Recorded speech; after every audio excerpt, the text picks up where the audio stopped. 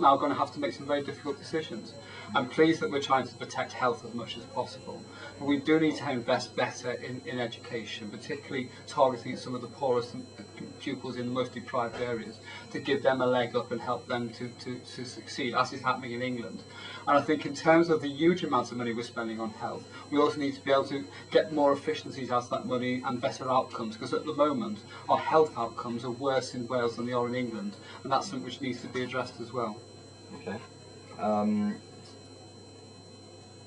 So do you agree with Welsh Lib when they say that Wales is getting the worst settlement of all the devolved nations? Well, that is just not factually true. I mean, the Welsh settlement is based on the Barnett formula, of course. It's a formula-driven settlement.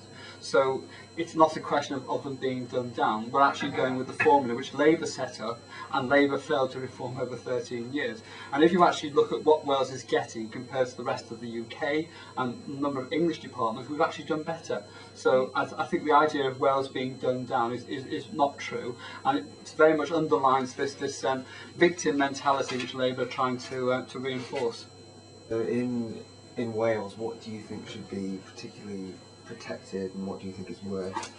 Well, clearly health and education are the key ones, but I think that the problem with health is we've been spending more money on health per head in Wales than England for many, many years. And yet the outcomes of that, we've got longer waiting times, we've got worse cancer survival rates, worse health outcomes right across the board in Wales than we have in England. So clearly it's not just a question of throwing money at things, it's a question of how you spend that money and how you target the money that you have to get better outcomes. And we know that if we get people with better education and get them into work, they have better outcomes. So we have to invest in enabling people to have a better outcome, a better a life, if you like, give them opportunities to improve their lives and improve their wealth and get jobs. And if we do that, we're going to improve on health as well. So I want to see, as well as protecting health as best as possible, I want to see investments in education and training so that we have a workforce which is equipped to take up jobs as they come to Wales and actually grow the economy and prosperity here. Because after all, Wales is still one of the lowest GDPs in the United Kingdom, something which we inherited after 13 years of Labour government. So would you spend less on health than is currently planned? Do you think there's enough? At the moment we're looking at the costings of amendments. It's likely that we might want to look at the health budget. But my view is that the health budget is not being spent effectively.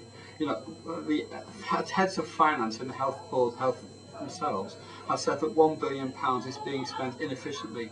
And that's 20% of the health budget. If you actually took that money and spent it better, you could have better outcomes and actually do things better as well. So my view is that it's not as simple as saying take money from health and put it here. But what we do have to do is look at the budget as a whole and see how we can get the priorities right in terms of investing in education and the economy, whilst at the same time trying to protect the health service and make sure we have proper outcomes from that. Okay. Kirsty Williams has said that things like transport are driving forces and should not be cut as much. No. But if you were to protect them, you would obviously have to cut other things. So would you? Well, we've got to make some very difficult decisions. If you're going to build the economy up and get Wales out of the pit which has been left into by the Labour in terms of GDP and economic activity, you've got to attract private business here to set up and create jobs. You've got to encourage people to come out of universities with ideas and create businesses. And that means, for example, in the higher education sector, investing in research, making sure that research is patented and making sure that turns into jobs, encouraging entrepreneurship.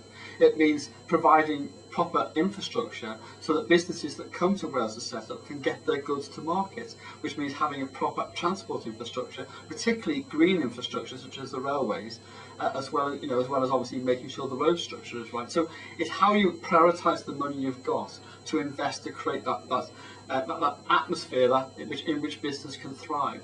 Making sure there are incentives for business, in terms of capital gains tax being cut, in terms of business rates, making sure that's set at the right level. And all of that needs to be looked at as a whole, as an overall strategy. And I'm not convinced that the Assembly Government is doing that in terms of how they've approached this budget. The Assembly Government has approached this budget, let's shore up public services. They're not approaching this budget in terms of how can we make Wales more wealthy, more successful, and get people back to work. And that's, in my mistake, is a mistake.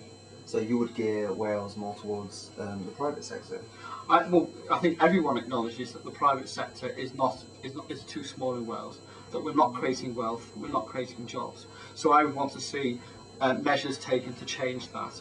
I also obviously want to see protection for key services, because we do have some of the poorest people in the UK here in Wales. We have many deprived communities, all of whom are reliant on proper public services.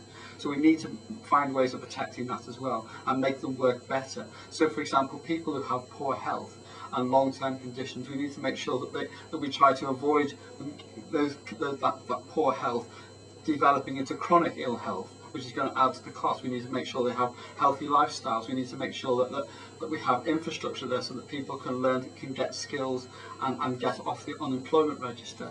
We need to make sure that we have transport links and child support so that people can go back to work. And we need to look at the benefit system, which is what the coalition government is doing, so that the benefits doesn't stop you going back to work. At the moment, many people can't go back to work because the benefits, they lose money on their benefits. The money they're getting from benefits is more than they'll earn from a living wage. So we need to make sure that is changed, and that is something which we're looking at the moment, to have a credit-based system so that people who are on benefits don't lose out when they go back to work.